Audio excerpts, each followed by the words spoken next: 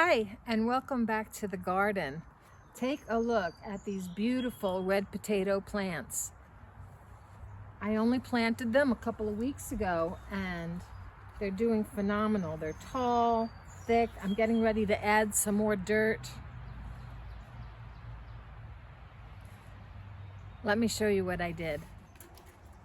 So I found this old spool of heavy gauge copper wire in a friend's garage and asked if I could have it.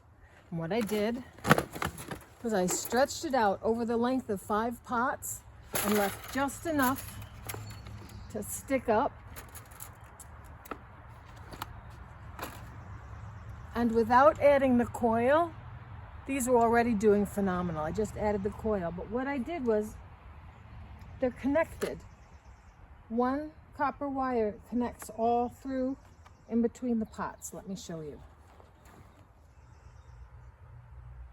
Electroculture brings atmospheric energy down into the earth and creates positive changes in the soil. One antenna and ground wire can affect a large area. Here I am attempting to use the same philosophy, even though these red potatoes are in separate pots and the voltage in the wire may not be uniform throughout, but I'm also relying on some increased communication between the plants as a result as well.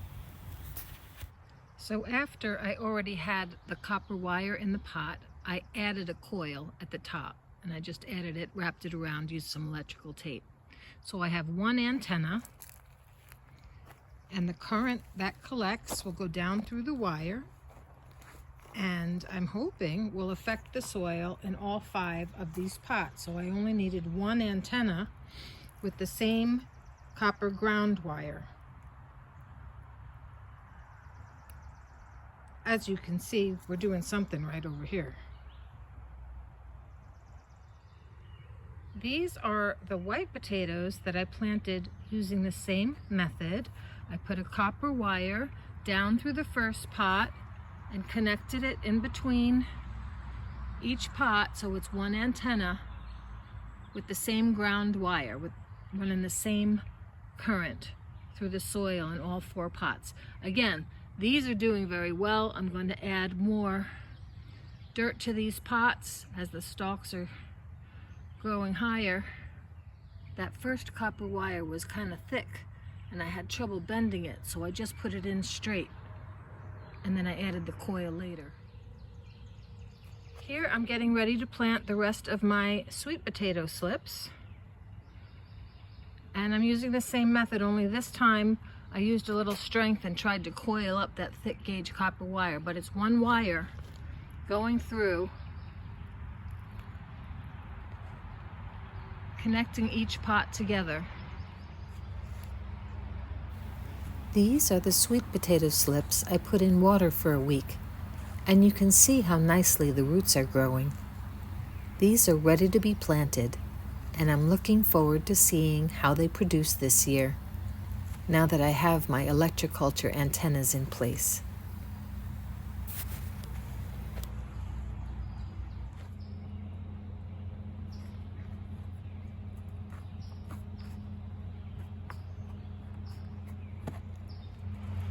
So I'll water these and we'll see how we do.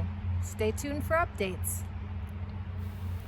According to Chris Winters at the Fertile Current, the fluxing of potentials through a ground wire induces electromagnetic induction, which increases the cationic exchange capacitance rate, or put simply, the potential productivity of the soil.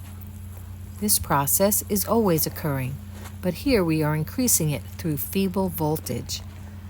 The effects are fixing of nitrogen at a faster rate, resulting in reduced requirement for fertilizer, and also mitigating the bioaccumulation of ammoniums, which in turn decreases pest pressure and soil-borne diseases.